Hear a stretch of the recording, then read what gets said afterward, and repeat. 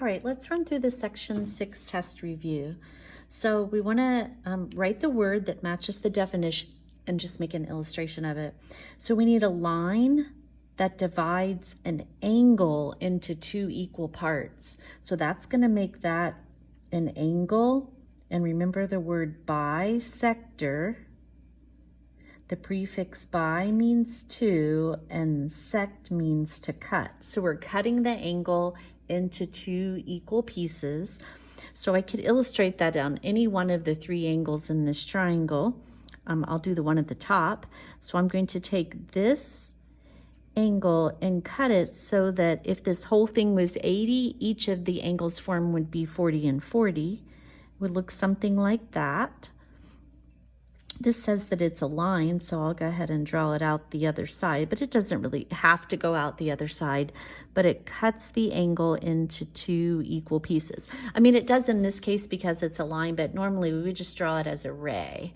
It's coming from the vertex down, but it's cut the angle. All right, we're looking for a line that cuts a line segment into two equal parts and forms right angles. Okay, so we have three line segments we could look at over here. Let's just go ahead and look at this one on the bottom. So what do I want to do to that line segment? I want to cut it into two equal parts. So I would need to be able to find the middle. So if I take it like that, we can see that this point is in the middle. Those two line segments are equal, and it forms a right angle with it. It's a line that forms a right angle with this one. So it's going to look like that. And that segment, let me highlight the segments because the segments are the things we're naming. So this is the angle bisector. This segment that I just drew is a perpendicular. Perpendicular means it's going to make the right angles. And then once again, it's a bisector. Just like we saw above, it'll cut it into two equal pieces. What about a line segment that joins a vertex to the midpoint of the opposite side? So we have three vertices in the triangle. I'll just choose this one. I'm going to draw a line segment that goes to the middle of this opposite side. So I've marked those two pieces equal, and the segment that connects the vertex to the midpoint, that's the one we're talking about. That particular segment is called a median.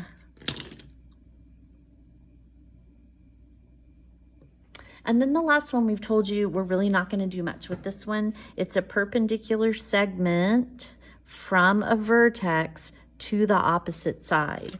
So it could come from the vertex, and the segment is not going to come over here. It's going to hit the side so that I drop it straight down and it makes a right angle. That segment right there that comes from a vertex straight out of side is often referred to as the height of the triangle, or the altitude, how tall it stands at that given point. So, matching the points of concurrency to the given facts, it's the circumcenter that has to be equidistant to each vertex of the triangle.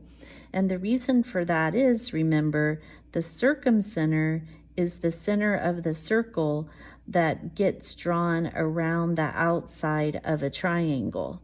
So if I measure the distance from that point to each of those three vertices, those red segments represent the radius of a circle, and in any circle, all the radii are the same length. So the circumcenter is the same distance away from the three vertices of the triangle. The incenter is the circle that we put inside that triangle.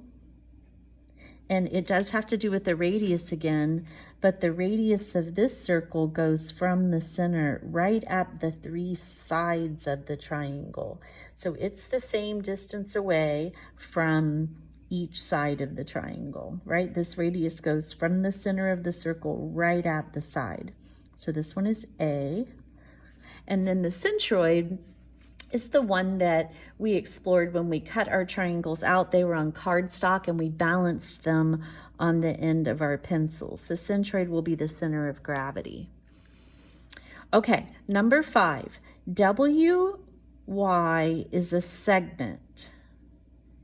It is a bisector of an angle. So it acts like the pair of scissors, and it is going to cut an angle into two equal pieces. If you cut an angle into two pieces, you should just have two smaller angles. So looking at my answers down here, there's only one that even makes sense. This is the only one that shows two angles being congruent to one another. But here's segment YW, and it's cutting an angle. Well, there's not an angle down here at point W, there's just a segment. The angle is up here at point Y, and that cuts the angle at Y into two equal pieces here and here, so that angle XYW has the same measure as ZYW. It has to be B. All right, true or false? If O is the circumcenter, so here's O, does AO have to be equal to BO and CO? Well, if you look up above, we just said that the circumcenter is always the same distance away from the three vertices of the triangle, and that's what we're measuring here. From O to A, C is a vertex and so is B. So that one absolutely has to be true. Number 7, we've been told that N is the centroid of the triangle, and hopefully you have your chart with all of our vocabulary words. This was on Google Classroom, but we can see that the medians are the segments that meet at the centroid. So I know that each of these segments that are drawn is a median. Let's start with the fact that we know that HL is 27. So HL is a median. It's going from the vertex to, I know for a fact that that's the middle of that side because that's what a median does. But this whole entire thing is 27. And remember that the centroid splits that segment up, not into two equal pieces, but it splits it up so that one of these, and this is the smaller portion of the centroid, we can bring it over here and it will fit twice on the other side. One piece fits here and two of those would fit there. So if the whole thing is 27, it's actually being split into those three equal pieces. Divide 27 by 3, and that's going to give us the length of this shorter piece. The longer piece fits two of those. So 9 plus 9, we're going to end up with 18 over here. So how far is it from H to N? That's 18. And from N to L is 9. Now the other two questions, the HK and the IK and HK are actually portions of the side of this triangle, not a centroid. However, it is centroid JK that comes down and intersects that side. Sorry, not centroid, median. The median goes from the vertex to the, we know that's the midpoint because that's a median, and that's going to split that into two equal pieces. So if the distance from H to I is 20, then of course each of the smaller parts have to be 10 and 10. So both HK and IK are 10.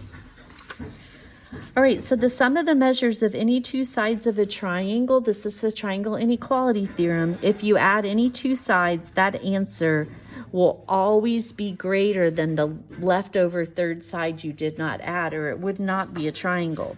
So which ones can be the sides of a triangle? This works, and by the way, how do you test that? You add the smaller two values. Okay, that's our test. So if I add 9 and 4, 9 and 4 add up to 13. 13 is more than 12, so that would make a triangle. In this case, if I add the two smaller values 1 and 2, I get 3. 3 is not greater than 3, so I can't make a triangle out of those. Same thing here. If I add 5 and 5, I get up 10.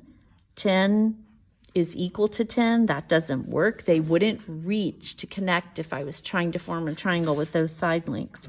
All right, my shorter sides here are 4.8 and 1.3. If I add those, I end up with 6.1, which is not more than 6.3. The two shorter sides are 3 and 4. 7 is bigger than 5, so that one works. The two shorter sides are 9 and 5. 9 plus 5 gives me 14, which is bigger than 11, so that works. Remember, we talked about y in the lesson video. The two shorter sides, 2 and 5, add up to 7. That's not more than 10. 7 and 5 add up to 12, and that's equal to 12, not more than 12. And then the two shorter sides here are 8 and 11, which add up to 19, and 19 is more than 18, so that checks. So it was only those 4 that worked. Okay, find the length of TU, this segment here. Well, what you should notice is that there's a ray here. S is on that ray. S is the same distance away from endpoint T as it is from endpoint R. I know that it's perpendicular, this line is, and it's the same distance away from the two endpoints. That means that this segment is a perpendicular bisector. That's what our theorem says. However, don't we know that side SU is congruent to itself by the reflexive property? So you can see that this triangle is congruent to that one because we've got a pair of congruent hypotenuse and they share a leg. The triangles are congruent by hypotenuse leg. So therefore, all the other parts that match up, remember that's the CPCTC, all the other parts that match up have to be congruent. So these two angles have to be congruent. And this piece does have to be congruent to that piece. So that's what I'm going to do. I'm going to set the two pieces equal to one another.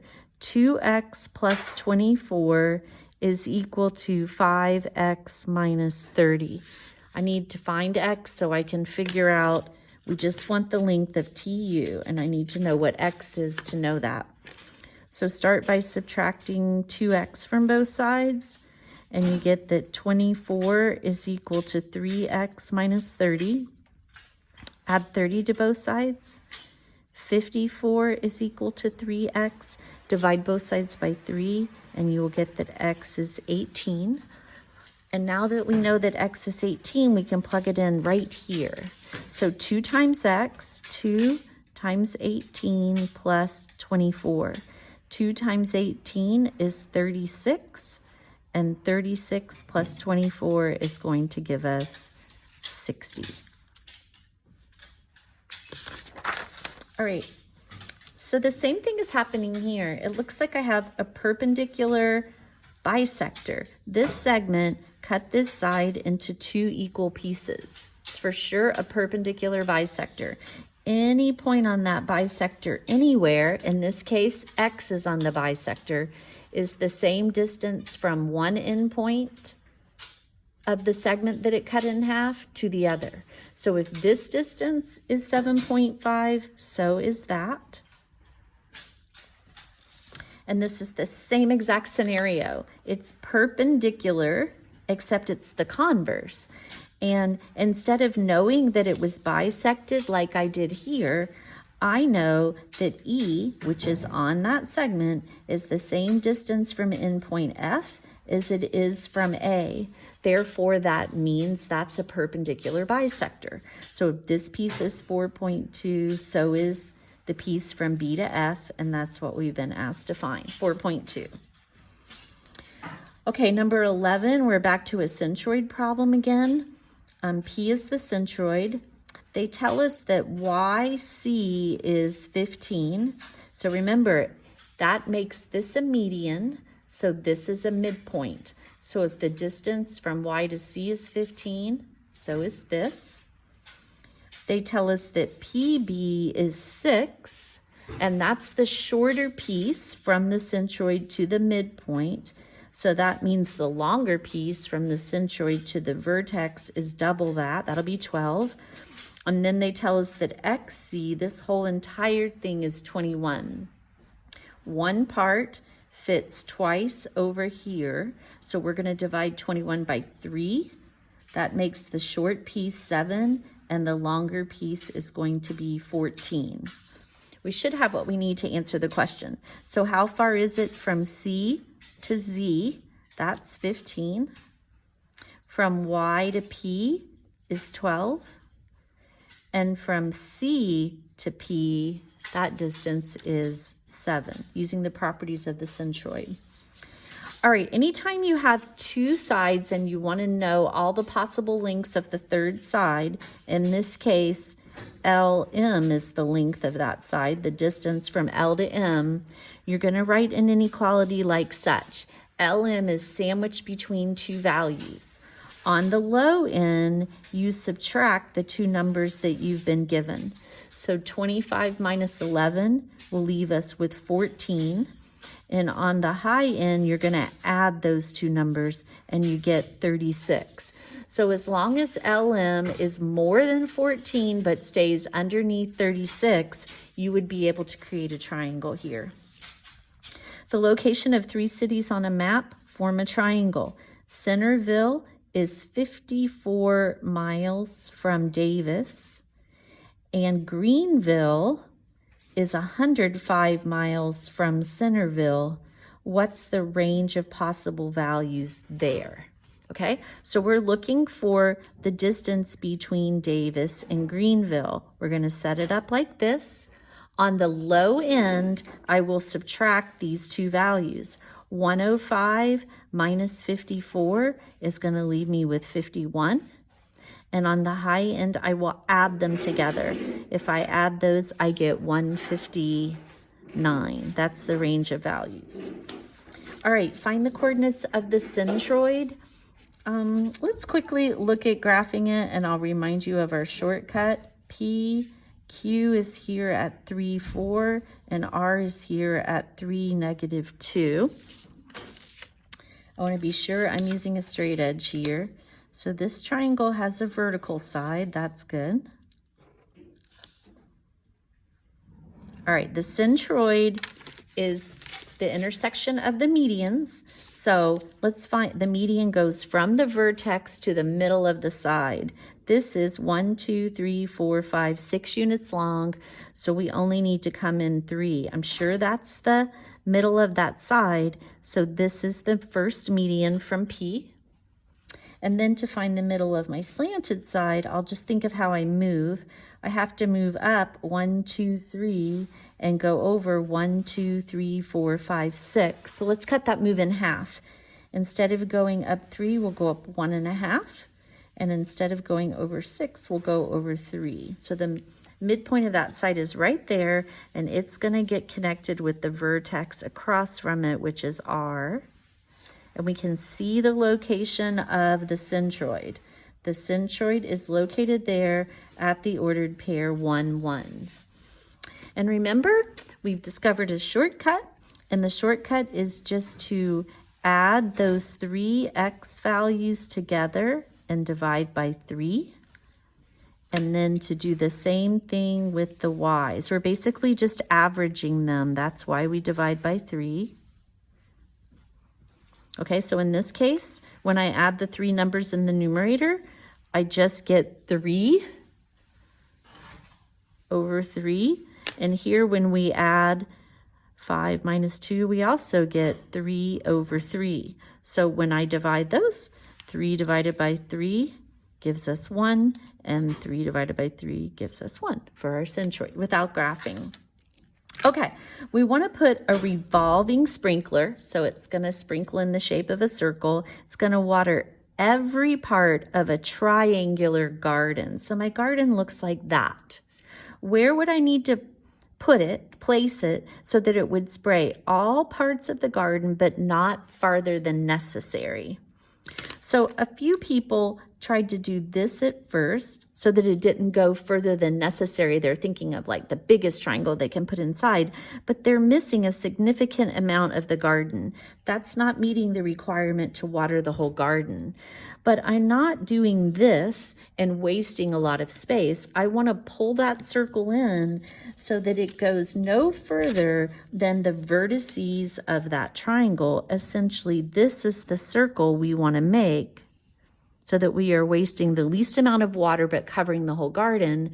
Where would that need to be? That would need to be at the circumcenter, at the point that's the same distance away from the 3 vertices of the triangle. So we're looking for the circumcenter in that case.